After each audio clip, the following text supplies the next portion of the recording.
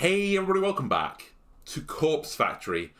First things first, you can tell by my face right now, it's a really warm day again in the UK.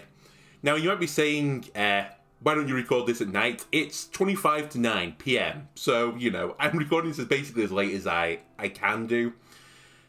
And you know what, I'm still hot and sweaty. But we'll soldier through. The second thing I want to say is apologies for my sound being really low on this, I don't know why. So, normally I do have a little check, and I flicked through some of the recording, but I never checked the actual in-game audio. And it's a little bit low, so apologies if you've had to, boost that up. I've now tried to boost it myself in-game, but I don't know why it was so bad. Like, what I'm hearing is pretty loud right now, but it wasn't coming through on the recording. And I feel like I've got all the settings the same, so apologies, I don't know exactly what went on. But hopefully this will sound better for you. Anyway. Let's get back on with the story. He should be here by now. I was pretty clear about meeting at 5:30 PM. It's already 5:45 PM and he isn't even in sight. I thought for sure that he wouldn't miss a chance to meet up with me again. I can't contain my nerves. I've tried to tell myself that I'm only angry because of the trepidation. I'm not actually angry at him. This is a big moment for me. I've never once revealed my identity to anyone. I assume he'll take it in his stride. I won't be going through with this if he didn't firmly believe in that. Hi. My neck jerks in reaction to the voice. There you are. I'm late? I make a point of checking the time on my phone and nod. Zaz. Traffic? You drove here? No. Okay. What did you want to discuss? I have a request for you. And a confession. Kojiro's eyes widen and he looks me up and down. Knew it. I blink and look down at the ground. He's known for some time. I was fooling myself thinking that my stupid attempts to raise suspicion of my identity were working on him. You're going to confess your love. Been waiting for this moment. Close, but no cigar. Wait, no, that's not... Shh. No more words. I accept your heart. Kojiro, I don't... Call me Koji now. We're one. No need to be shy. Ugh. This isn't getting me anywhere. Thanks to my frustration and nervousness, I simply blurt out my true confession. I'm Corpse Girl. Kojiro doesn't react. Well, he cocks his head a few degrees to the side, slowly and surely. If you can even call that a reaction to my sudden outburst. Yes? Okay. So, a kiss to commemorate our love? Did you even hear what I just said? Of course. I'm Corpse Girl. I'm the one behind the corpse photos and the deaths and... It feels kind of strange to say these things out loud. For some reason, it leaves a sour and bitter taste in my mouth that I can't swallow. Yes, I know. Knew it since our first noise chat. Our first noise chat? Remember? You messaged me late at night. Asked me if I knew about Corpse Girl. Is that what tipped you off? You assumed I was her just because I mentioned her? No. Then... how? How did you figure it out? You asked me to look up names. Names of Corpse Yeah, Girl's victims. of course. Oh yeah, I did, huh? That was stupid of me. Yeah. I suppose that gave it away. No. Other people could have known those names. Then... come on, throw me a bone here. How'd you find out? Don't say throw me a bone here. He's definitely gonna, misconstrue that. You said you requested Eiichi Hanada's death. Aichi Hanada? The guy who died in a traffic accident? I remember that I lied to Kojiro about being the one to request his death. It was the only way I could escape his suspicions at the time. If I remember correctly, it threw him off my trail for a while. He believed I was the one who requested his death, so that explained how I knew he was one of Corpse Girl's victims. But if Kojiro is telling me now is true... But if what Kojiro is telling me now is true, then my lie actually had the opposite effect. How did it make him figure out my identity? I don't understand. I confessed to requesting Eiichi Hanada's death. So what? That was a lie. Even so, I still don't understand. You're not making any sense. Kojiro's shoulders drop. He stares at me intently. You lied about requesting Eiichi Hanada's death. That lie proved to me that you're a corpse girl. Yes, but how? Tell me!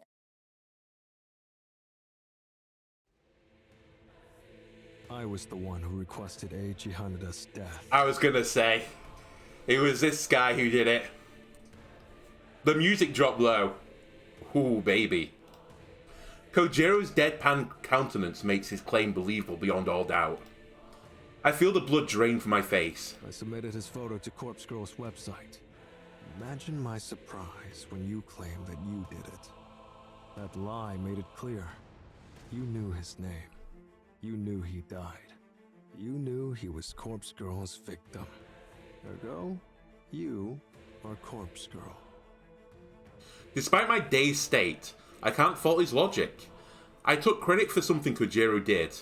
Of course that would paint me as a liar in his eyes. So, you've known this whole time, Yes.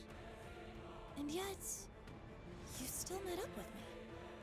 And not just today, but at the cafe too. Yes. Aren't you scared of me? No, that's not the way I'd put it. You should be scared of me. After all, I requested the death. Had motive for murder, even if I didn't carry it out personally. Imagine what else I'm capable of. I subconsciously take a step back from Kojiro's suddenly looming form. From our discussions, I know you don't kill your victims. You just nudge them, urge them, tempt them with death as an escape from their fear. You're no murderer. What reason have I to fear you? He's right. He's absolutely right. He knows everything about Corpse Girl's methods. My methods! Kojiro is a dangerous enemy. Or a powerful ally. And it's up to me to decide whether he's with me or against me. I recall our conversation at the cafe. He claimed he would support Corpse Girl if she came to him for assistance. He's a fan. He would support her obediently, no questions asked, as long as the price was right. So all I have to do is make him an offer he can't refuse. Join me.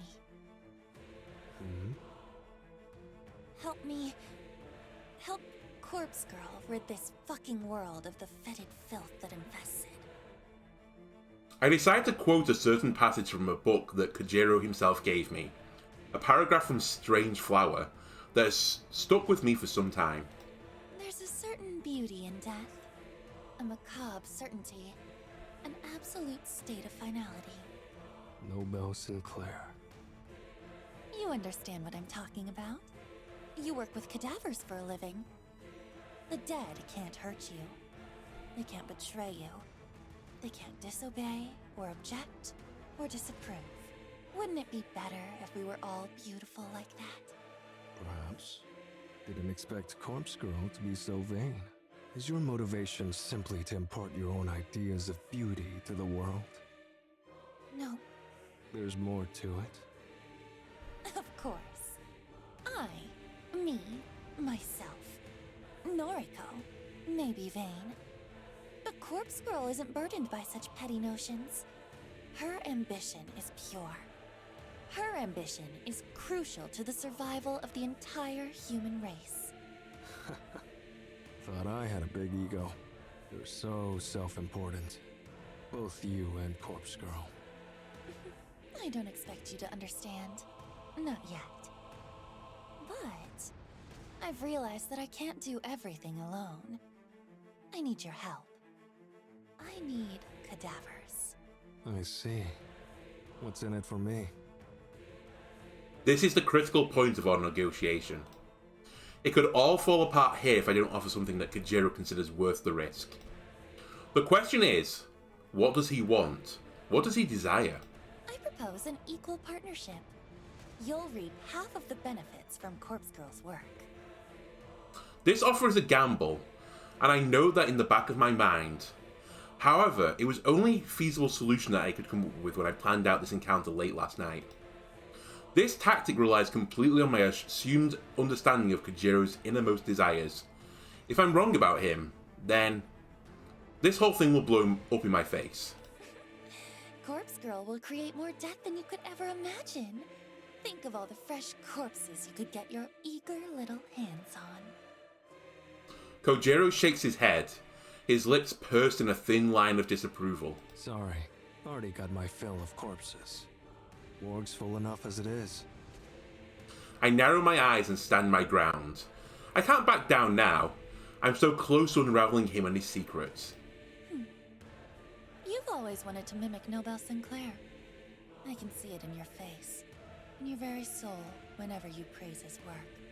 You want to emulate his actions and experience his escapades firsthand. You want to dress up corpses, take them out to dinner, perform all manner of bizarre social experiments with the dead.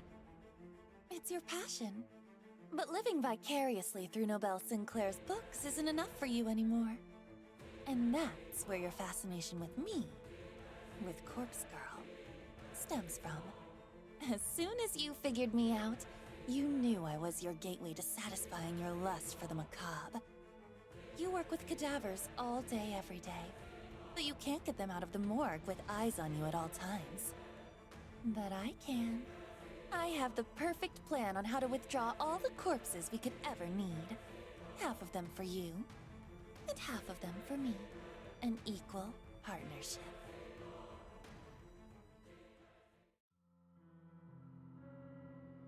I end my speech and let Kojiro bask in my words. I hope I was convincing enough to sway him, and I pray that I'm correct about his sickest desires. His reaction isn't exactly what I was expecting. He laughs a big, hearty guffaw that scares a few nearby birds and sends them flying to safety. Clapping his hands together slowly, he inches closer to me until I can feel his breath across my face. Figured me out? I'll play along. Say there's a way to get corpses out of the morgue without getting busted. Don't you think I'd have found it by now? Perhaps you're not as clever as you think you are. Perhaps. But you have the answer? I do. I guarantee it will work. A bead of sweat forms on the back of my neck. I'm not exactly bluffing, because I have planned out this whole scenario in detail. But until I actually try to pull off such a maneuver, I can only speculate that it will work. I need to exaggerate my confidence long enough for us to rally together. Something about you makes you seem trustworthy. So be it. Consider us partners. For now. You accept? Sure. Don't make me regret it. But listen. What I do with my share of corpses is my business. No nosing about. Got it? You still want to keep secrets, even if we'll be working together?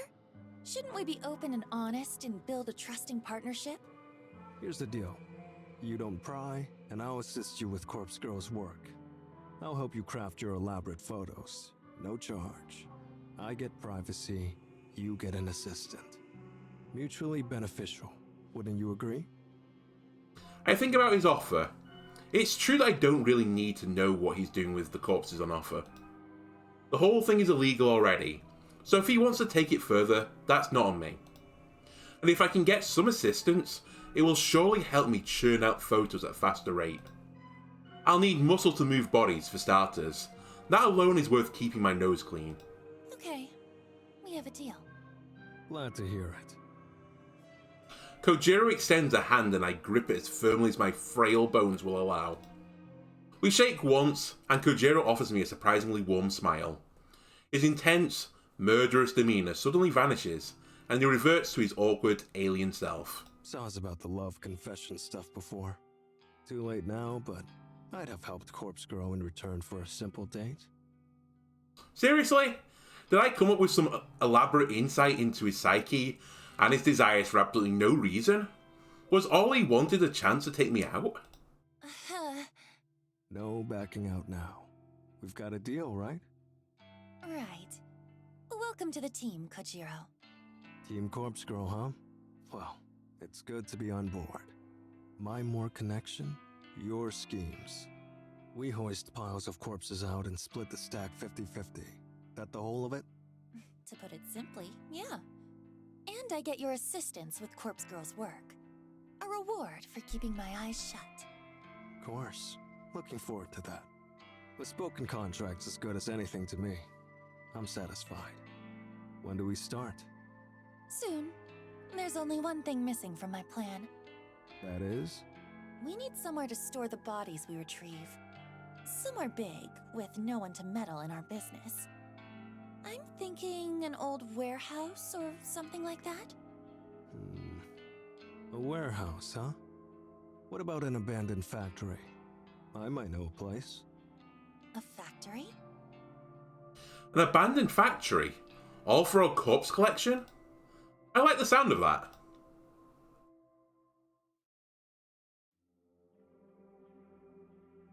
It's pretty late by the time I get home. I'm completely wiped out. That conversation with Kojiro took way more out of me than I would have guessed.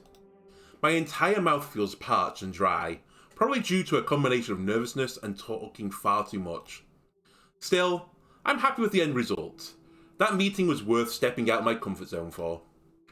I'll wait for Kojiro to get back to me about the abandoned factory. Once we secure a location like that, our real work will begin.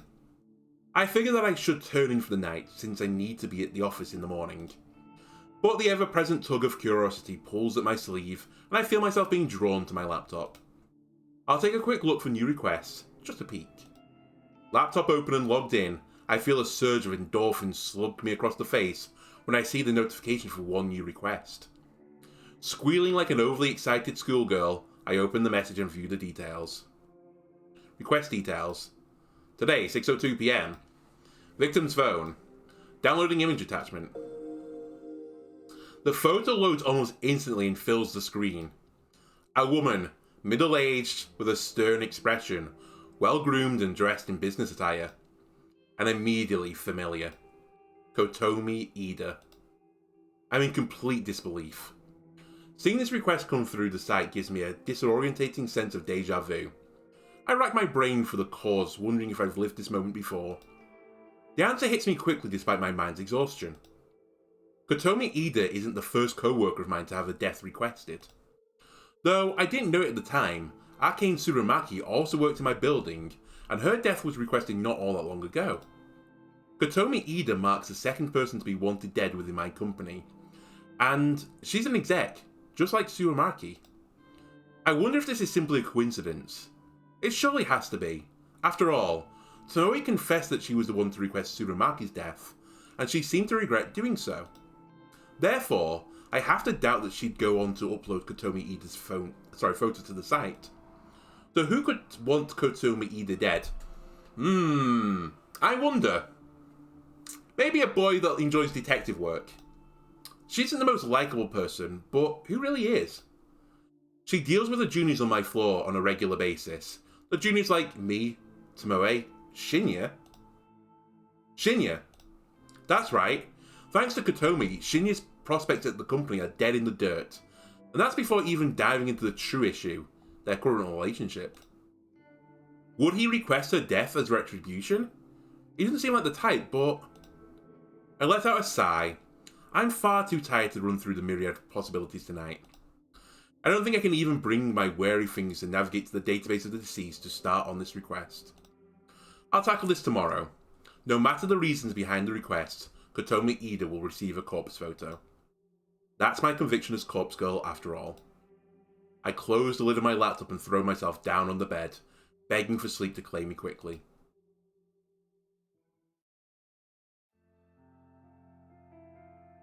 Wednesday morning, June 10th. I'm going to cut this one a little... I need to talk to you. I'm going to cut this one a little bit short, Noriko. Mainly because I'm boiling hot right now. Hopefully the sound boosters helped this episode go along. Apologies I didn't catch it on the earlier episodes. It's my bad. I might in the future look to see if I can do something with it, but... I'm lazy. Anyway, thanks a lot for watching, and I'll see you next time. Goodbye.